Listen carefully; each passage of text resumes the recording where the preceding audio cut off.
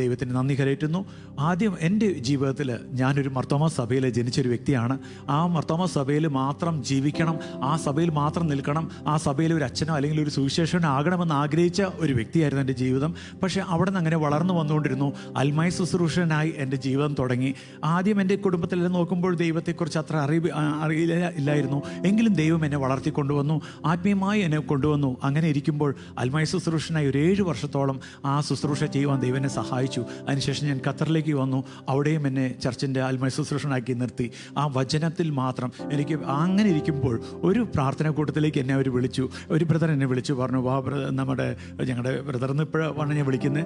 അന്ന് ഞങ്ങൾ അങ്ങനെ വിളിച്ചപ്പോൾ എന്നോട് സഹോദരൻ വിളിച്ചു പറഞ്ഞു, ഇന്നൊരു മീറ്റിംഗ് ഉണ്ട്, നമുക്ക് പോവാം. അപ്പോൾ ഞാൻ എന്ത് മീറ്റിംഗാണ്? അതൊരു കാത്തിരിപ്പ് കൂട്ടമാണ് പറഞ്ഞു. അപ്പോൾ എന്താ കാത്തിരിപ്പ് കൂട്ടം?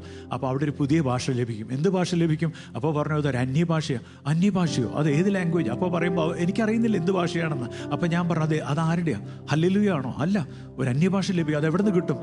മോളിൽ നിന്ന് കടന്നു വരും, അത് തീയായിട്ട് ഇറങ്ങി വരും. ഞാൻ പറഞ്ഞു, അങ്ങനെയോ? അപ്പോൾ എന്നോട് വേറൊരു അതിശയം എനിക്കുണ്ടായത്, അതിനുവേണ്ടി 2 പേര് കാത്തിരിക്കുന്നുണ്ട്. അവർ 3 ദിവസമായിട്ട് ഉപവാസമാണ്. എൻ്റെ ജീവിതത്തിൽ ഞാൻ എടുത്തിട്ടുള്ള ഉപവാസം ഉച്ച 2 മണി വരയ്ക്ക്, ദുഃഖ വെള്ളിയാഴ്ച മാത്രം. അത് മാത്രമേ മർത്തോമയിൽ ഞങ്ങൾ എടുത്തിട്ടുള്ള ഉപവാസം. 2 മണി കഴിഞ്ഞാൽ ഞങ്ങൾ കാത്തിരിക്കും അടുത്ത കഞ്ഞിയും അത് മാത്രം കുടിക്കാൻ. നോൺ വെജ് ഒന്നും ഇല്ലല്ലോ. പിന്നെ ഈസ്റ്ററിനാണ് ഞാൻ ഈ നല്ലൊരു നോൺ വെജ് ഞങ്ങൾ കഴിക്കുന്നത്. അപ്പോൾ ആ സമയത്ത് ഞാൻ വിചാരിച്ചു 3 ദിവസം ഉപവാസം എടുത്തിരിക്കുമ്പോൾ ആ മനുഷ്യൻ എങ്ങനെ ഉണ്ടായിരിക്കും, എങ്ങനെ അവരിയ്ക്കുന്ന എനിക്ക് കാണണമെന്നൊരു ആഗ്രഹം. അപ്പോൾ അവർ പറഞ്ഞു, എനിക്കൊരു അതിശയം തോന്നിയത്. അപ്പോൾ അവർ പറഞ്ഞു, വന്ന് കാണാൻ പറഞ്ഞു. അപ്പോൾ എന്നോട് കുറച്ച് ഇന്ന് വൈകിട്ട് വരികയാണെങ്കിൽ ഇന്നൊരു വീട്ടിൽ വെച്ച് നടത്തുന്ന വിനു വന്ന് കാണണമെന്ന് പറഞ്ഞു. ഞാൻ പറഞ്ഞു, ഞാൻ വരാം. അപ്പോൾ എന്നോട് ഒരു വാക്കുകൂടി അവർ പറഞ്ഞു, ഈ വിനു വൈകിട്ട് ഉപവാസം എടുത്ത് വരികയാണെങ്കിൽ വിനുവിനും അത് അനുഗ്രഹമായിരിക്കും എന്ന് പറഞ്ഞു. ഞാൻ പറഞ്ഞു, എനിക്ക് വേണ്ട, എനിക്ക് അങ്ങനെ ഒരു പെന്തക്കോസ്തുകാരുടെ അനുഭവം എനിക്ക് വേണ്ട. കാരണം ഞാൻ മർത്തോമ സഭയിൽ നിൽക്കണം, ഈ മർത്തോമ സഭയിൽ ഒരു സുവിശേഷനായി നിന്ന് അതിന് വേണ്ടി നിൽക്കണം എന്ന് ആഗ്രഹിച്ചുകൊണ്ട് എനിക്കത് വേണ്ടെന്ന് പറഞ്ഞു. അതുകൊണ്ട് ഞാനൊരു തീരുമാനം എടുത്തു. ഇവരോട് പറഞ്ഞു ഓക്കെ എന്ന് പറഞ്ഞിട്ട് ഞാൻ ദിവസം കഴിക്കുന്ന ഭക്ഷണത്തിനോട് കൂടെ 2 എക്സ്ട്രാ കൂടി ഭക്ഷണം കഴിച്ചു. കാരണം എൻ്റെ വയറ് നിറച്ചു. കാരണം എന്തുകൊണ്ടാണെന്നറിയോ? ഈ ഭാഷ എനിക്ക് വേണ്ട, എനിക്ക് എൻ്റെ മർത്തോമ സഭ വിട്ട് പോകണ്ട. അതുകൊണ്ട് ഞാൻ നന്നായി ഭക്ഷണം കഴിച്ച് ഞാൻ ആ മീറ്റിങ്ങിന് 1 മണിക്കൂർ വൈകിപ്പോയി. കാരണം പെട്ടെന്ന് ഞാൻ പോയി എന്തെങ്കിലും സംഭവിച്ചാലോ എന്ന് വെച്ചാൽ ഞാൻ ആ ഒടുവിൽ പോയി ആ വീട് കണ്ടുപിടിച്ച് ആ വീട്ടിൻ്റെ വാതിൽ തുറന്ന് ആ ബാക്കിൽ പോയിരുന്നു. അപ്പോൾ എല്ലാം ഫുള്ളായിരിക്കും. അപ്പോൾ അതിൻ്റെ ആ വാതിലിൻ്റെ അറ്റത്തിരുന്നു. അപ്പോൾ ആർക്കും എന്നെ കാണില്ല, കാരണം കാണാനും പാടില്ല. ഞാനൊരു അൽമായ ശുശ്രൂഷകനാണ്. ഞാൻ ഇങ്ങനെ ഒരു മീറ്റിങ്ങിൽ പോയി പങ്കെടുത്താൽ എന്ത് സംഭവിക്കും? നാളെ അച്ഛനോട് അറിയും, ചർച്ച മുഴുവനും വലിയ പ്രശ്നമായി തീരില്ലോ. അതുകൊണ്ട് ഞാൻ ഏറ്റവും പുറകെയായിരുന്നു. ആ സമയത്ത് എൻ്റെ ഒരു ഭാഗ്യദോഷം എന്തോന്ന് പറയുന്നില്ല, ആ സമയത്ത് ഒരു ഫാമിലി കയറി വന്നതും ഇവിടെ നിൽക്കുന്ന ഒരു പാസ്റ്റർ വിളിച്ചിട്ട്, അവിടെ ഇരിക്കുന്ന സ്ഥലം എന്തിനാ അവിടെ ബുദ്ധിമുട്ടിരിക്കുന്നത്, എല്ലാവരും ഫ്രണ്ടേ വാന്ന് പറഞ്ഞു. ഞാൻ എല്ലാവരും തിരിഞ്ഞു നോക്കിയപ്പോൾ വിനു ആത്മായ ശുശ്രൂഷ എന്നുള്ള എല്ലാ സംസാരം ഞാൻ ഒന്നും നോക്കിയില്ല. അവർ വിളിച്ചതനുസരിച്ച് ഞാൻ ഫ്രണ്ടിൽ ഇരുന്നപ്പോൾ ഈ 2 പേര് ഇവിടെ ഇരുന്ന് ആ 3 ദിവസം ഉപവാസത്തിൽ ഇരിക്കുകയാണ്.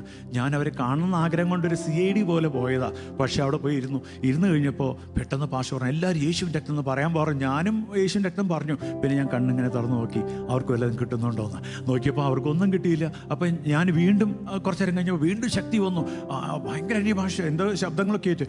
അപ്പോൾ പെട്ടെന്ന് ഞാൻ കണ്ണൂർ നോക്കിയപ്പോൾ അവർക്കൊന്നും കിട്ടിയില്ല. അപ്പോൾ രണ്ടാമത് ആ സമയത്ത് ഈ പാസ്റ്റർ എന്നെ കണ്ടിട്ട് പറഞ്ഞു, ബ്രദർ കണ്ണടച്ചിരിക്കും ബ്രദർ എന്നോട്. കാരണം നിങ്ങൾ കാരണം അവർക്ക് തടസ്സമാവരുതെന്ന് പറഞ്ഞു. ഞാൻ ഭാരപ്പെട്ടു. കാരണം ഞാൻ കണ്ണു തുറന്നിട്ട് 3 ദിവസം ഇരുന്ന് ഉപവാസിരിക്കുന്ന അവർക്ക് എന്നെ കൊണ്ടൊരു അഭിഷേകം നഷ്ടപ്പെട്ടു പോലെ, എന്തൊരു തീ ഒന്നും ഇറങ്ങി നഷ്ടപ്പെട്ടു പോലെ എന്ന് പറഞ്ഞ് ഞാൻ ഇത് ചെയ്തു. കണ്ണടച്ചിരുന്നു, കണ്ണീരോടെ പ്രാർത്ഥിച്ചു, കർത്താവേ എൻ്റെ കുറ്റബോധം, ഞാൻ കാരണം അവർക്ക് കിട്ടാത്ത കർത്താവേ എൻ്റെ കണ്ണടച്ച് ഞാൻ പ്രാർത്ഥിച്ചു. കുറച്ചേരം ശക്തിയായിട്ട് എല്ലാവരും പ്രാർത്ഥിച്ചു കഴിഞ്ഞപ്പോൾ വീണ്ടും ഭയങ്കര ശക്തമായി വന്നു. കണ്ണു തുറക്കാൻ നോക്കിയപ്പോൾ എനിക്ക് കണ്ണു തുറക്കാൻ സാധിക്കുന്നില്ല. എൻ്റെ മേലൊരു അഭിഷേകം, എൻ്റെ മേലൊരു ശക്തി, ഞാൻ ആഗ്രഹിക്കാത്തൊരു ഭാഷ ദൈവം എനിക്ക് തന്നു. അവർക്ക് അഭിഷേകം കിട്ടിയില്ല, എന്നെ ദൈവം അഭിഷേകത്താൽ നിറച്ചു. അന്ന് ഞാൻ മർത്തോമ സഭയിൽ അൽമായ ശുശ്രൂഷനായി നിൽക്കുമ്പോൾ എനിക്ക് പറ്റുന്നില്ല, കൺട്രോൾ ചെയ്യാൻ പറ്റുന്നില്ല. കാരണം ഒടുവിൽ ഞാൻ അച്ഛനോട് പറഞ്ഞു, എനിക്ക് പറ്റുന്നില്ല. ഒടുവിൽ അൽമായ ശുശ്രൂഷയിൽ നിന്ന് ഞാൻ മാറി വന്നു. ഒന്ന് ആ സഭയിൽ തന്നെ നിൽക്കാൻ വേണ്ടി എനിക്ക് ആ മർത്തോമ സഭയുള്ള സ്നേഹം കൊണ്ട് ഞാൻ ആ സഭയിൽ നിന്നു. പിന്നീട് ഒരു അനുഭവം കൂടി പറയുന്നു, സ്നാനം എന്തെന്ന് എനിക്ക് അറിയാൻ തുടങ്ങി. ആ സ്നാനമെല്ലാം പഠിച്ചു കഴിഞ്ഞു. അതിൻ്റെ സത്യങ്ങളെല്ലാം മനസ്സിലാക്കി വന്ന സമയത്ത് എനിക്ക് എങ്ങനെ സ്നാനപ്പെടണം എന്നുള്ളതെല്ലാം എനിക്ക് മനസ്സിലായി. പക്ഷേ ആ സഭയുടെ ഉള്ളിൽ ഞാൻ സ്നാനപ്പെട്ട് കഴിഞ്ഞാൽ ഞാനൊരു അൽമായ ശുശ്രൂഷനാണ്, ഇടവക സെക്രട്ടറിയാണ്, മണ്ഡലം പ്രതിനിധിയാണ്. മാത്രമല്ല ഞാൻ യുവജനസഖ്യത്തിൻ്റെ സെക്രട്ടറിയാണ്. ഞാൻ എന്നുള്ളൊരു വ്യക്തിയാണ്. മുമ്പ് എൻ്റെ പപ്പയും മുമ്പയുടെയും മോനാണ് വിനു എന്ന് പറഞ്ഞിരുന്നു. പിന്നീട് അറിയപ്പെടുന്നത് വിനുവിൻ്റെ പേരൻസ് ആണെന്ന്. ആ അളവിൽ ദൈവം അങ്ങനെ ഉയർത്തി എന്നെ അവിടെ കൊണ്ടുവന്നു. അച്ഛനില്ലെങ്കിൽ ഞാൻ ശുശ്രൂഷ നടത്തുന്നതിൻ്റെ സിറ്റുവേഷനാണ്. ആ സമയത്താണ് എനിക്കുണ്ടായ ഒരു അനുഭവം. കാരണം ഈ സത്യം മനസ്സിലായി. ഒരു ദിവസം രാത്രി അച്ഛൻ്റെ കൂടെ ഞാൻ രാത്രി ഒരു സ്ഥലത്ത് പ്രാർത്ഥിക്കാൻ കടന്നുപോയി.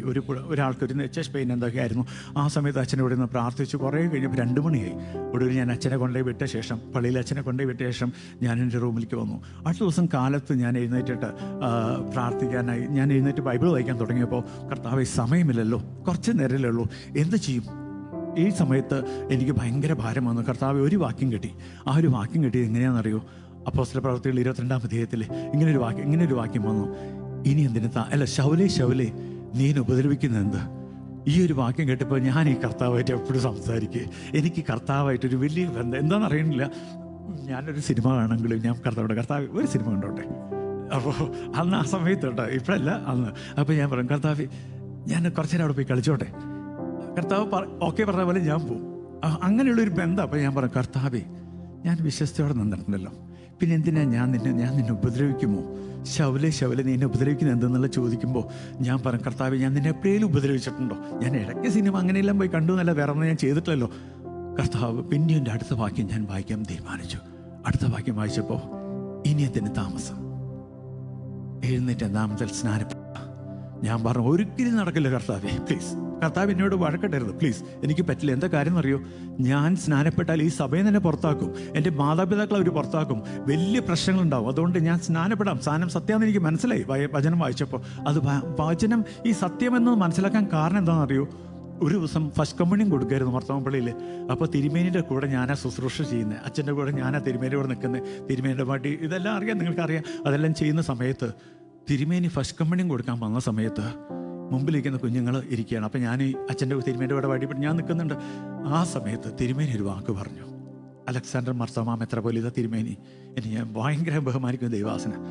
അല്ല, തിരുമേനി ആ ഒരു വാക്ക് പറഞ്ഞു, കുഞ്ഞുങ്ങളെ, നിങ്ങൾ കൊച്ചു കുഞ്ഞുങ്ങളായിരുന്നു, നിങ്ങൾ അറിവില്ലാത്തവരായിരുന്നു. അന്ന് നിങ്ങൾക്ക് വേണ്ടി നിങ്ങളുടെ മാതാപിതാക്കൾ, നിങ്ങളുടെ തലതൊട്ടപ്പന്മാർ യേശുവിനെ ഞാൻ സ്വീകരിക്കുന്നു, പിശാചിനെ ഞാൻ പുറത്താക്കുന്നു എന്ന് പറഞ്ഞു. അന്ന് നിങ്ങൾ അറിവില്ലാത്തവരായിരുന്നു. ആ ഒരു വാക്ക് എൻ്റെ ഹൃദയത്തെ കംപ്ലീറ്റ് ആയിട്ട് മാറ്റി. ഞാൻ വായിച്ചു, ബൈബിൾ വായിക്കാൻ തുടങ്ങി. കർത്താവേ, അറിവില്ലാത്തവരായിരുന്നു. അപ്പോൾ എന്തിനാണത് ചെയ്തത്? ഞാനും ആ മാസം എടുത്തവനാണല്ലോ. എന്തിനാത് ചെയ്തത്? ആരെനിക്ക് വേണ്ടി പറഞ്ഞു? ഞാൻ ഇപ്പം പറഞ്ഞാൽ മതിയായിരുന്നല്ലോ, ഇപ്പം എനിക്ക് അറിവുണ്ടല്ലോ. ആ സമയത്ത് ആ ഒരു ചിന്ത വന്ന് ഞാൻ ബൈബിൾ വായിക്കാൻ തുടങ്ങിയപ്പോൾ ബൈബിളിൽ എവിടെയും ശിശുസ്നാനത്തെക്കുറിച്ച് പറയുന്നില്ല. എന്നാൽ മുതിർന്ന സ്ഥാനം ഉണ്ടായിരിക്കും. മുതിർന്ന സ്ഥാനത്തെക്കുറിച്ച് ബൈബിൾ പറയുന്നില്ല. ഞാൻ ബൈബിൾ വായിക്കാൻ തുടങ്ങി. പിന്നെ ബൈബിൾ ഒത്തിരി വായിക്കാൻ തുടങ്ങിക്കഴിഞ്ഞപ്പോൾ അതിലൊരു വാക്ക് പറയുന്നുണ്ട്, വിശ്വസിക്കുകയും സ്നാനമേൽക്കും. ഓൺലി വിശ്വാസ സ്നാനം മാത്രമേ ഉള്ളൂ. അതെനിക്ക് അറിഞ്ഞുകൊണ്ടാണ് ഞാനിരുന്നത്. അന്ന് രാത്രി ഞാൻ തീരുമാനിച്ചു, കർത്താവേ ഞാൻ നാണം കെടണമെന്ന്, ഇത്രയും പേരുടെ മുൻപിൽ നാണം കെടണമെന്ന് ആഗ്രഹം ഉണ്ടെങ്കിൽ ഞാൻ തയ്യാറാണ്. പക്ഷെ ഞാനൊരു ഡിമാൻഡ് വെക്കുന്നു എന്ന് പറഞ്ഞു. ഇത് കേൾക്കുന്നവരെ, ഇത് സത്യം, ഞാൻ എവിടെ നിന്ന് പറഞ്ഞു. ഇത്രയേ പറഞ്ഞുള്ളൂ. കർത്താവേ, ഇന്ന് ഉച്ചയ്ക്ക് മുൻപ് ഞാൻ ഓഫീസിൽ പോവാ 12 മണിക്ക് മുൻപിൽ ഒരു ദൈവദാസനെ എനിക്ക് വേണ്ടി ഇവിടെ ഇറക്കിത്തരണം. ഇറക്കി തന്നാൽ ആ ദൈവദാസനിൽ കൂടി ഞാൻ സ്നാനപ്പെടും. ഞാൻ ആരോടും പറഞ്ഞില്ല. ഞാൻ പോയി. എനിക്ക് ഇതെല്ലാം ഒരു അഭിഷേകത്തിൻ്റെ ശക്തി, വായല, ഇങ്ങനെ അനിഭാഷ വന്നുകൊണ്ടിരിക്കുന്നു. ഇത് ദൈവം ഇടപെട്ടാന്ന് എനിക്ക് മനസ്സിലായി. ഓഫീസിൽ പോയി 9 മണി കഴിഞ്ഞു, 10 മണി കഴിഞ്ഞു. ആരെങ്കിലും വരുമ്പോഴെല്ലാം ഞാൻ എന്തോ പറ്റിയും ചോദിച്ചു എന്നോട്. ഞാൻ പറയും, എനിക്കറിയുന്നില്ല എന്ന് പറഞ്ഞു. 10-11 മണി കഴിഞ്ഞ് ഇനി 1 മണിക്കൂറും കഴിഞ്ഞാൽ ഞാൻ രക്ഷപ്പെട്ടു. കാരണം ഇനി ഒരു ദൈവദാസൻ ഇറങ്ങി 1 മണിക്കൂറല്ലോ. പറഞ്ഞു തീരുന്നതും ഒരു ബ്രദർ എന്നെ വിളിച്ചിട്ട് പറയുന്നു, ഇന്നൊരു പാസ്റ്റർ ഇവിടെ ഇറങ്ങിയിട്ടുണ്ട് ബ്രദറെ എന്ന് പറഞ്ഞു. നമ്മളെന്താ ചോദിക്കുക? പാസ്റ്ററിൻ്റെ പേരെന്താ? പാസ്റ്റർ എവിടെ നിന്നാണ് വരുന്നത്? ഏത് സഭയിലാണ് ശുശ്രൂഷ ചെയ്യുന്നത്? ഞാൻ പറഞ്ഞ മറുപടി, ആ ദൈവദാസനിൽ കൂടി ഞാൻ സ്നാനപ്പെട്ടിരിക്കും. Praise the Lord. അവർ ചോദിച്ചു, എന്ത് പറ്റി, ഈ ദൈവദാസനെ അറിയോ? ഇല്ല, ഞാൻ ദൈവമായിട്ടുള്ളൊരു ഉടമ്പടി ചെയ്തതാന്ന് പറഞ്ഞു. അങ്ങനെ ഞാൻ സ്നാനപ്പെട്ടു. എൻ്റെ മാതാപിതാക്കളെ വിളിച്ചു നാട്ടിലേക്ക്. ഞാൻ അത്രയും നാട്ടിലേക്ക് വിളിച്ചപ്പോൾ മാതാപിതാക്കൾ പപ്പനോട് പറഞ്ഞു, നീ വീട്ടിൽ കയറി പോരുത്, നമ്മുടെ പേരിനെ നീ കളങ്കം വരുത്തിയിരിക്കുന്നു, ഇനി നമ്മുടെ വീടിനെ കളങ്കം വരുത്തിയിരിക്കുന്നു. അതുകൊണ്ട് എന്നെ ആ വീട്ടിൽ നിന്ന് ഇനി ആ വീട്ടിൽ കയറിപ്പോയെന്ന് പറഞ്ഞു. ഞാൻ എന്നാലും എൻ്റെ കർത്താവിനനുസരിച്ച് ഞാൻ മുന്നോട്ട് വിശ്വാസത്തിൽ പോയി. അങ്ങനെ ഈ സഭയിലും എല്ലാമായി ശുശ്രൂഷ ചെയ്യുവാൻ ദൈവം എന്നെ സഹായിച്ചു. അങ്ങനെ ഒത്തിരി ക്യാമ്പുകളിൽ കടന്നു കൊല്ലുവാൻ ദൈവം എന്നെ ഉയർത്തിക്കഴിഞ്ഞപ്പോൾ എനിക്ക് വേറെ ഒന്നും വേണ്ട. ഈ സ്നേഹമെല്ലാം കിട്ടിക്കഴിഞ്ഞപ്പോൾ എനിക്കറിയുന്നില്ല, ഞാനൊരു വിഷപ്പെട്ടിയെ പോലെ തോന്നും. ഈ വചനം എടുത്ത് തലയിലെടുത്ത് വെച്ചു. പിന്നീട് ശുശ്രൂഷ ചെയ്യണം, എല്ലാവരും ഈ രക്ഷയിൽ കൊണ്ടുവരുന്നൊരു ആഗ്രഹം കൊണ്ട് ഞാൻ കടന്നു വന്നു. ഓരോ ക്യാമ്പുകളിലും കടന്നു വന്നു. 500ഓളം ലേബർ ക്യാമ്പുകളുണ്ട്. ഞാൻ എഴുതി വെച്ച് ഓരോ തീരണം. അങ്ങനെ ഓരോ ദിവസം 4 ദിവസം ക്യാമ്പുകളിൽ പോയി സുവിശേഷം പറയാനും, കാണുന്നവരെല്ലാം സുവിശേഷം പറയാനും, കമ്പനി വരുന്നവരുടെ സുവിശേഷം പറയാനും, ഒരു ഷോറൂം ഇൻചാർജായി ഞാൻ ഷാർപ്പിൻ്റെ ഉയർന്നു വന്ന സമയത്ത് ഞാനോട് എനിക്ക് ഈ ജോലി വേണ്ട, എന്നെ സെയിൽസ് എക്സിക്യൂട്ടീവ് ഇടാൻ പറ്റുമോ? എന്തുകൊണ്ടാണെന്നറിയോ? ഷോറൂമിലേക്ക് വരുന്ന കസ്റ്റമേഴ്സ് 3-4 പേരൊക്കെ ഉള്ളൂ. വലിയ കമ്പനി ആയതുകൊണ്ട് എനിക്ക് സെയിൽസ്മാൻ ആണെങ്കിൽ, സെയിൽസ് എക്സിക്യൂട്ടീവ് ആണെങ്കിൽ എനിക്ക് എല്ലാവരോടും പോകുന്ന സ്ഥലങ്ങളിൽ പോയി സുവിശേഷം പറയാലോ എന്നുള്ളതുകൊണ്ട് ഞാനൊരു സെയിൽസ് എക്സിക്യൂട്ടീവ് വീണ്ടും മാറി. അങ്ങനെ ദൈവനെ അവിടെ നിന്ന് ഉയർത്തി. ഞാനൊരു സെയിൽസ് മാനേജറായി ദൈവനെ മാറ്റി. പക്ഷേ അത് ദൈവത്തിൻ്റെ പ്രവൃത്തി. ആ സമയത്ത് അങ്ങനെ ദൈവനെ നടത്തിക്കൊണ്ടിരുന്നു. ഞാൻ ഈ സമയത്ത് നിങ്ങളോട് 2 കാര്യം പറയാൻ ആഗ്രഹിക്കുന്നു.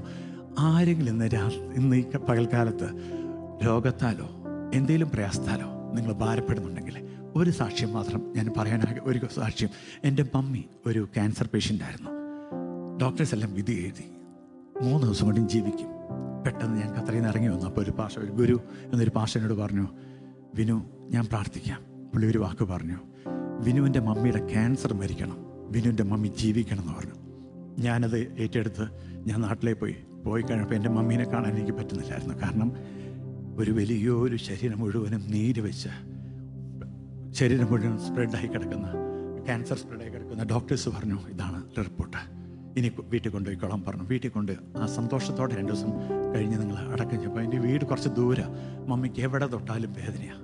ശരീരം മുഖമെല്ലാം വല്ലാതെ വീർത്തിരിക്കുന്നു, കൈകാലുകളെല്ലാം. അപ്പം ഞാനിങ്ങനെ അന്ന് രാത്രി ഞാനും വൈഫും ഇങ്ങനെ പ്രാർത്ഥിച്ചു, കർത്താവേ എനിക്ക് മമ്മിനെ നീ എടുത്തോ, പക്ഷേ എനിക്കൊരു വീട് വേണം. എനിക്കൊരു വീടില്ല. എനിക്ക് എൻ്റെ വീട്ടിൽ ഒരു വീട് മേടിച്ച്, എൻ്റെ മമ്മിയുടെ വലിയൊരു ആഗ്രഹമായിരുന്നു വീട് ഒരെണ്ണം വേണമെന്ന്. ആ വീട് മേടിച്ച ശേഷം അതിൽ 1 ദിവസം കിടത്തി. അടുത്ത ദിവസം എൻ്റെ കർത്താവിൻ്റെ മമ്മീനെ എടുത്തു. പ്ലീസ് എനിക്ക് തരണേന്ന് ഞാൻ പ്രാർത്ഥിച്ചു. അന്ന് രാത്രി ഞാൻ പ്രാർത്ഥിച്ചു, കർത്താവ് ഇങ്ങനെ ഒരു ദൈവദാസൻ പ്രാർത്ഥിച്ചല്ലോ, ഞാനും പ്രാർത്ഥിക്കുന്നു എൻ്റെ മമ്മിയുടെ ക്യാൻസർ മരിക്കണം. മമ്മീനെ ഞങ്ങൾ തൊട്ടടുത്തുള്ള കുറച്ചൊരു ലോഡ്ജിലാണ് ഞങ്ങൾ താമസിക്കുന്നത്. അടുത്ത ദിവസം കാലത്ത് പോയി നോക്കിയപ്പോൾ എൻ്റെ മമ്മി പൂർണ്ണ സൗഖ്യമുള്ളവളായി എൻ്റെ മമ്മി ഇരിക്കുന്നു. എൻ്റെ മമ്മിയുടെ ശരീരത്തിൽ ഞാൻ ചോദിക്കുന്നു, എന്ത് പറ്റി മമ്മി, എവിടെ പോയി, ഇതെല്ലാം എന്ത് പോയി, നീരെല്ലാം എവിടെ പോയി? മമ്മി പറഞ്ഞു, എനിക്കറിയില്ല, ഇന്നലെ രാത്രി ഒരു ശക്തി വന്നു. Price the Lord. ഞാൻ മമ്മീനെ ശുശ്രൂഷിക്കാനും മമ്മീനെ അടക്കം ചെയ്യാനും പോയവനാണ്. കഴിഞ്ഞ 30 ദിവസത്തോളം എൻ്റെ മമ്മി എന്നെ ശുശ്രൂഷിക്കാനും ഞങ്ങൾക്ക് വേണ്ടി കിച്ചണിൽ കയറി ഭക്ഷണമെല്ലാം ഞങ്ങൾക്ക് ഉണ്ടാക്കി 10-12 വർഷത്തോളം എൻ്റെ മമ്മി ജീവനോടെ എൻ്റെ കർത്താവിൻ്റെ മമ്മിയെ നടത്തി. ഞാൻ പറഞ്ഞ അസാധ്യമായിട്ടൊന്നുമില്ല. നമ്മൾ വിശ്വസിക്കുന്നുണ്ട്. രണ്ടാമതൊരു കാര്യം കൂടി എനിക്ക് പറയാനുണ്ട്. ഇന്നിവിടെ ആരെങ്കിലും ഈ സാക്ഷ്യം, എൻ്റെ ചെറിയൊരു സാക്ഷ്യമാണ് എങ്കിലും സമയം പോകുന്നു, ആരെങ്കിലും എന്തെങ്കിലും വിഷയത്തിൽ ഭാരപ്പെടുന്നുണ്ടോ? എന്തെങ്കിലും ഞെരുക്കത്തിൽ ഭാരപ്പെടുന്നുണ്ടോ? കുഞ്ഞുങ്ങളെ ഓർത്ത് ഭാരപ്പെടുന്നുണ്ടോ? മാതാപിതാക്കളെ ഓർത്ത് ഭാരപ്പെടുന്നുണ്ടോ? കുടുംബജീവിതത്തെ ഓർത്ത് ഭാരപ്പെടുന്നുണ്ടോ? സാമ്പത്തിക ഞെരുക്കങ്ങളെ ഓർത്ത് ഭാരപ്പെടുന്നുണ്ടോ? കുഞ്ഞുങ്ങളില്ലാതെ ഭാരപ്പെടുന്നുണ്ടോ? ഈ സാക്ഷ്യം നിങ്ങൾ ഇത് കേൾക്കണം. ഇത് ദൈവം എന്നെ നടത്തിയൊരു വിധങ്ങളാണ്. ദൈവത്തിൻ്റെ സന്നിധിയിൽ വിശ്വസ്തയോടെ നമ്മൾ മുന്നോട്ട് നിന്നാൽ ദൈവം അത്ഭുതം പ്രവർത്തിക്കും. ആ സാക്ഷ്യം ഞാൻ പറയാൻ ആഗ്രഹിക്കുന്നു. കല്യാണം കഴിഞ്ഞു 5 വർഷത്തോളം ഞങ്ങൾ കുഞ്ഞുങ്ങളില്ലായിരുന്നു. പല ഡോക്ടർമാരെയും കണ്ടു, എല്ലാം ചെയ്തു. പക്ഷേ ഒരു ഡോക്ടർമാരും പറയുന്ന ഒരു ഹോപ്പും ഞങ്ങൾക്ക് തരുന്നില്ല. ഒടുവിൽ ഞങ്ങൾ തീരുമാനിച്ചു, എൻ്റെ മമ്മിയും പറഞ്ഞു, മോനെ എനിക്കൊരു കുഞ്ഞിനെ, നിനക്കൊരു കുഞ്ഞുണ്ടായി കാണാൻ ഞാൻ ആഗ്രഹിക്കുന്നു. ഞാൻ കുഞ്ഞുങ്ങളില്ലാത്തവർക്ക് വേണ്ടി എൻ്റെ മമ്മീനോട് പറയുമ്പോൾ ഞാൻ അവർക്ക് വേണ്ടി പ്രാർത്ഥിക്കും, അവർക്കെല്ലാം കുഞ്ഞുങ്ങൾ. അപ്പം എൻ്റെ മമ്മി പറയും, മോൻ അവർക്കെല്ലാം വേണ്ടി പ്രാർത്ഥിച്ചപ്പോൾ അവർക്കെല്ലാം കുഞ്ഞുങ്ങളുണ്ടായി, എന്തുകൊണ്ട് എൻ്റെ മോന് കുഞ്ഞുങ്ങളില്ല എന്ന് ചോദിച്ചു. അതൊരു ഭാരം. ഞാൻ മമ്മിയോട് പറഞ്ഞു, മമ്മി ദൈവത്തിൻ്റെ സമയമാകുമ്പോൾ തരും.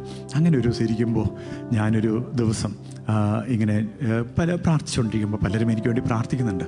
അങ്ങനെ ഒരു ദിവസം ഇരിക്കുമ്പോൾ ന്യൂ ഇയറിന് ഇയർ മീറ്റിങ്ങിന് ഒരു വാക്യം എനിക്ക് പ്രോമിസ് വേർഡ് കിട്ടി. ഞാൻ നിൻ്റെ ഉപനിധി, ഞാൻ നിൻ്റെ പരിചയം, ഞാൻ നിൻ്റെ അതിമഹത്തായ പ്രതിഫലമാകുന്നെന്ന് പറഞ്ഞു. ഞാനിത് വായിച്ചു കഴിഞ്ഞപ്പോൾ ഞാൻ വൈഫിനോടെയും കൂട്ടി ഞങ്ങൾ രാത്രി എന്നിരുന്ന് ആ പുതിയ വർഷം ഞങ്ങൾ വായിച്ചു. ദൈവം നമുക്ക് ഈ വർഷം കുഞ്ഞിനെ തരും. അനേകർ പ്രാർത്ഥിക്കുന്നു, നമ്മുടെ വിശ്വാസം വർദ്ധിക്കണം. ഇങ്ങനെ പറഞ്ഞ് ഞാൻ വൈഫിനോട് പറഞ്ഞു, ഞങ്ങൾ രണ്ടിരുന്ന് വായിച്ചു. അപ്പോൾ അടുത്ത വാക്യം വായിക്കുമ്പോൾ അബ്രഹാം പറയുന്നത് 15:2. അബ്രഹാം പറയുന്നു, അബ്രഹാം പറയുന്നു, എലിയാസറാണ് എനിക്കുള്ള എലിയാസറാണെന്ന് പറഞ്ഞു. അപ്പോൾ അബ്രഹാം പറയുന്നു, നിൻ്റെ ഉദരത്തിൽ നിന്ന് തന്നെ നിനക്ക് ഞാൻ എൻ്റെ കുഞ്ഞിനെ തരും, ആ ഒരു അവകാശം പറഞ്ഞപ്പോൾ ഞങ്ങൾ രണ്ടുപേരും പ്രാർത്ഥിച്ചു കഴിഞ്ഞു. കുറച്ച് ദിവസം കഴിഞ്ഞപ്പോൾ അത് വീണ്ടും നമ്മളെല്ലാം ഇങ്ങനെ തീരുമാനമൊക്കെ എടുക്കും, പുതിയ വർഷമൊക്കെ എടുക്കുമ്പോൾ തീരുമാനം എടുക്കും, പിന്നെ നമ്മുടെ തീരുമാനമൊക്കെ മാറിപ്പോവും. അങ്ങനെ ഇരിക്കുന്ന സമയത്ത് ഞങ്ങൾ രണ്ടുപേരും ഇങ്ങനെ പ്രാർത്ഥിച്ചു. ഒരു ദിവസം ഒരു പ്രെയർ കഴിഞ്ഞ്, അന്ന് ഞാൻ ഫേബേഡിയം ഇൻലോസിൻ്റെ കൂടെ ഞങ്ങൾ താമസിച്ചുകൊണ്ടിരുന്നത്, അന്ന് ഞാനൊരു പ്രെയർ കഴിഞ്ഞ് ഞങ്ങൾ തിരിച്ചു വരുമ്പോൾ എൻ്റെ ഉള്ളിൽ പറഞ്ഞു, ഇങ്ങനെ പോയാൽ പറ്റില്ല, ഒരു തീരുമാനമെടുക്കണം. ഞങ്ങൾ രണ്ടുപേരും പോകുമ്പോൾ ഒരു വലിയൊരു ഒരു മാൾ കണ്ടു. അവിടെ ഞങ്ങൾ ഫ്രണ്ടിൽ പോയി നിന്നു. ഒരു വലിയ ഹൈപ്പർ മാർക്കറ്റായിരുന്നു. അതിൻ്റെ മുൻപിൽ പോയി ഞങ്ങൾ അവിടെ നിന്നിട്ട് ഞാൻ വൈഫിനോട് പറഞ്ഞു, ഒരു ക്രേഡിൽ മേടിച്ചുകൊണ്ടിരാൻ പറഞ്ഞു. അപ്പോൾ ക്രേഡിൽ ഒരെണ്ണം മേടിച്ചുകൊണ്ടിരാൻ പറഞ്ഞു. വൈഫ് പോയി അവരെ മേടിച്ചു കൊണ്ടുവന്നു. വലിയൊരു ക്രേഡിൽ. ഞാൻ പറഞ്ഞ ഒരു ടോയ് ക്രേഡിൽ മേടിക്കല്ലേ, നമുക്ക് നമ്മുടെ കുഞ്ഞിനെ കിടത്താൻ വേണ്ടി ഒരു മേടിക്കണം എന്ന് പറഞ്ഞു. വിശ്വാസത്തിൽ വൈഫ് അത് പോയി മേടിച്ചു. പക്ഷേ വളരെ ടെൻഷനോടെ പോയത്, കാരണം മറ്റുള്ളവരാരെങ്കിലും കണ്ടാൽ തെറ്റ് വിചാരിക്കില്ല എന്ന് വെച്ചിട്ട് വൈഫ് പേടിച്ചിട്ട് അത് മേടിച്ച് അവിടെ കണ്ട ഡിസ്പ്ലേയിൽ വലിയൊരു ഇത് കണ്ടു. അത് മേടിച്ച് അവിടെ ഇറങ്ങി വന്നു. ഞങ്ങളുടെ വണ്ടിയിൽ ബാക്കിൽ അത് കൊണ്ടേ വെച്ചിട്ട് ഞങ്ങളത് കൊണ്ട് വീട്ടിൽ പോകാൻ പറ്റില്ലല്ലോ, കാരണം വീട്ടിൽ കയറി കഴിഞ്ഞാൽ പാരൻസ്, ഞങ്ങളുടെ ഇൻലോസ് അവിടെയുണ്ട്, അവർ വിചാരിക്കും നിങ്ങൾക്ക് കുഞ്ഞുങ്ങളുണ്ടായി ഞങ്ങളോട് അറിയിച്ചില്ലല്ലോ എന്നെല്ലാം അവർ ചിന്തിക്കുന്ന പേടിച്ചിട്ട് ഞങ്ങൾ എന്ത് ചെയ്തു, അത് ഞങ്ങൾ വീടിൻ്റെ പുറത്തെടുത്ത് വെച്ചു. ഞങ്ങൾ 5-ാം തീയതി അത് മേടിച്ച് ഞങ്ങൾ വീടിൻ്റെ പുറത്ത് വെച്ചു. പിന്നെ എല്ലാവരും ഭക്ഷണമെല്ലാം കഴിഞ്ഞ് രാത്രി 2 മണിക്കായപ്പോൾ ഞാനും വൈഫും പതുക്കാൻ എഴുന്നേറ്റ് ഞങ്ങൾ ഡോറ് തുറന്ന്, മമ്മിയുടെ ഡോറിൻ്റെ അവിടെ വൈഫ് അവിടെ നിന്നു. കാരണം മമ്മി ഇടയ്ക്കിടയ്ക്ക് എഴുന്നേറ്റേക്ക് പുറത്ത് വരും, കാരണം ഷുഗറൊക്കെ ഉള്ളതുകൊണ്ട് അങ്ങനെ വരും. അപ്പം ഞാൻ പതുക്കേനെ മെയിൻ ഡോർ തുറന്ന് 2 മണിക്ക് ആ ക്രേഡിലും എടുത്ത് നേരെ ഞങ്ങളുടെ ബെഡ്റൂമിൽ പോയി. ഞാൻ ഒളിപ്പിച്ച് വെക്കാൻ പറ്റുന്നില്ല, കാരണം ഞാൻ വൈഫിനോട് പറഞ്ഞു ഒരു സാധാരണ ക്രേഡില്ല. പക്ഷേ വൈഫ് മേടിച്ചുകൊണ്ടൊന്ന് വലിയൊരെണ്ണം ഞാൻ ചോദിച്ചു, ഇത്രയും വലുതായി നമ്മൾ എവിടെ എടുത്ത് വയ്ക്കും? ഒടുവിൽ ഞങ്ങൾ മമ്മി എപ്പോഴും റൂമിലേക്ക് വരില്ലോ, മുകളിലെടുത്ത് വെച്ചു. ഞങ്ങളതെല്ലാം കവർ ചെയ്ത് വെച്ചു. ഒടുവിൽ ഞാനൊരു ദേവാസനെ വിളിച്ചു, പക്ഷേ ഞാൻ ഇങ്ങനെ ഒരു ക്രേഡിൽ വിളിച്ചു, അത് ദൈവഹിതമാണോ എന്ന് എനിക്കറിയുന്നില്ല, പക്ഷേ ഒന്ന് പറയണം. പുള്ളി ആ സമയത്ത് പറഞ്ഞു, പോൾ യോങ്ങിച്ചോ, ഇതുപോലെ തനിക്കൊരു സൈക്കിൾ വേണമായിരുന്നു. ആ സൈക്കിളിൻ്റെ പേരും ബ്രാൻഡും എഴുതി വെച്ച് സ്തോത്രം ചെയ്യാൻ തുടങ്ങി. ദൈവം അവന് സൈക്കിൾ കൊടുത്തു. പോൾ യോങ്ങിച്ചോ സൗത്ത് കൊറിയയിൽ വീണ്ടും അദ്ദേഹം ഒരു ടേബിളും ഒരു ചെയറും വേണം എന്ന് വെച്ചാൽ അദ്ദേഹം വിശ്വാസത്തിൽ ഇതിവിടെ നടന്നു വരാതെ ഈ സ്ഥലത്ത് വിശ്വാസത്തിൽ കണ്ട് സ്തോത്രം ചെയ്ത് പുള്ളി പോയിക്കൊണ്ടിരുന്നു. അതുപോലെ സ്തോത്രം ചെയ്തോളാൻ പറഞ്ഞു. ഞങ്ങൾ സ്തോത്രം ചെയ്യാൻ തുടങ്ങി. കുറച്ച് ദിവസം കഴിഞ്ഞപ്പോൾ ഫാബയ്ക്ക് ഒരു ദൈവം ഒരു ദർശനം കൊടുത്തു, ടെസ്റ്റ് ചെയ്യാൻ പറഞ്ഞു. ഫാബ പറഞ്ഞു, കർത്താവ് ഞാൻ പല പ്രാവശ്യം ടെസ്റ്റ് ചെയ്തിട്ടുള്ളതാണ്, എത്രയോ വർഷങ്ങളായിട്ട് എനിക്കൊന്നും ഒരു ധൈര്യം കൂടി തരണം എന്ന് പറഞ്ഞു. വീണ്ടും ഫാബ പോയി. ഒരു ദിവസം കൂടി ഇങ്ങനെ വീണ്ടും ദൈവാത്മാവ് ഇടപെട്ടു, വെയിറ്റ് ചെയ്യല്ലേ, നിങ്ങൾക്ക് കുഞ്ഞുങ്ങൾ നൽകിയിരിക്കുന്നു എന്ന് പറഞ്ഞിട്ടുള്ളവരുണ്ട്. ഫാബ പോയി ടെസ്റ്റ് ചെയ്തു. ഞങ്ങൾ വേഗം ഹോസ്പിറ്റലിൽ ഇപ്പോൾ നോക്കിയപ്പോൾ ദൈവം നിങ്ങൾക്ക് വേണ്ടി അത്ഭുതം പ്രവർത്തിച്ചു. Price the Lord. ഞാൻ നിങ്ങളോട് പറയാൻ കാരണം, ഞാൻ അവിടുത്തെ ഡോക്ടറിന് റിപ്പോർട്ട് വന്നപ്പോൾ ഞാൻ നോക്കിയപ്പോൾ 6th കുഞ്ഞ് നിങ്ങളുടെ വയറ്റിൽ വരുമായിരിക്കുന്നു. ഞാൻ ക്രേഡിൽ മേടിച്ചത് 5-ാം തീയതി. നിങ്ങൾ വിശ്വസിക്കുമോ? 5-ാം തീയതി ക്രേഡിൽ മേടിച്ചെങ്കിലും ഞാൻ വീട്ടിനുള്ളിൽ കൊണ്ടുവന്നത് 6-ാം തീയതി പുലർച്ചെ 2 മണിക്കാണ്. ദൈവം അതേ ഡേറ്റിൽ സ്തോത്രം പറയാൻ തുടങ്ങിയപ്പോൾ ദൈവം ഞങ്ങളുടെ ജീവിതത്തിൽ അത്ഭുതം ചെയ്തു. ഞാൻ നിങ്ങളോട് പറയുന്നത്, വിശ്വസിക്കുന്നുണ്ടോ? വിശ്വാസത്തിന് മുൻകൈ നിങ്ങൾ എടുത്തു വയ്ക്കുമ്പോൾ ദൈവം നിങ്ങളുടെ ജീവിതത്തിലും അത്ഭുതം ചെയ്യും. ഏത് വിഷയങ്ങളായിക്കൊള്ളട്ടെ, ഞങ്ങൾ വിശ്വസിക്കുന്നു. അന്ന് പേരിടണം, എന്ത് പേരിടണം, ഇങ്ങനെ ഭാരപ്പെട്ടുകൊണ്ടിരിക്കും, എന്ത് പേരിടണം. ആ സമയത്ത് ഞങ്ങൾ ഞാൻ പറഞ്ഞു, അപ്പോൾ ഡെലിവറിക്ക് ഒരു ദിവസം മുൻപ്, ഡെലിവറി സമയത്ത് നമ്മൾ പേര് കൊടുക്കണമല്ലോ അവിടെ ഹോസ്പിറ്റലിൽ. അപ്പോൾ ഞാൻ ആ തലേദിവസം ഞാൻ ചർച്ചയിൽ പോയി. ഞാൻ മുട്ടുമടക്കി ദൈവമേ. അപ്പോൾ ഞാൻ വൈഫിനോട് പറഞ്ഞു, ഞാൻ പേരിന് വേണ്ടി മാത്രമാണ് ഇന്ന് ചർച്ചയിൽ പോകുന്നത്, ദൈവം തരണമെന്ന്. ഞാൻ പോയി ബൈബിള് താഴെ വെച്ചതും പെട്ടെന്ന് എൻ്റെ ഉള്ളിൽ ദൈവം എനിക്കൊരു പേര് തന്നു, ഷാരോൻ എന്ന്. ഞാൻ നിങ്ങളോട് പറയുന്നു, ആ പേര് കിട്ടി. ഞാൻ വീട്ടിൽ വന്നു, പക്ഷെ അന്ന് രാത്രി പറയാൻ മറന്നുപോയി. അടുത്ത ദിവസം കാലത്ത് ഞാൻ വൈഫിനോട് പറഞ്ഞു, എനിക്കൊരു പേര് കിട്ടിയിട്ടുണ്ട്, ഓഫീസിൽ വരുമ്പോൾ ഞാൻ തരാമെന്ന് പറഞ്ഞു. അന്ന് ഓഫീസിൽ നിന്ന് വന്ന സമയത്ത് ഞാൻ വൈഫിനോട് പറഞ്ഞു, എനിക്ക് കിട്ടിയ പേര് ഷാരോൻ എന്നാണെന്ന് പറഞ്ഞു. അപ്പോൾ വൈഫ് എൻ്റെ ബൈബിളിൻ്റെ ബാക്ക് സൈഡിൽ എടുത്ത് കാണിക്കുകയാണ്, ഷാരോൻ അവിടെ എഴുതിയിരിക്കുന്നു. ദൈവം ഞങ്ങൾ 2 പേർക്ക് ഒരേ പേര് തന്നു. ഞാൻ നിങ്ങളോട് പറയുന്നു, ദൈവം അസാധ്യമായിട്ട് ദൈവത്തിനൊന്നുമില്ല. ദൈവം അത്ഭുതം ചെയ്യുന്ന ദൈവമാണ്. സമയം കുറേ നീണ്ടുപോയി. എൻ്റെ സാക്ഷി ഞാൻ ചുരുക്കുന്നു.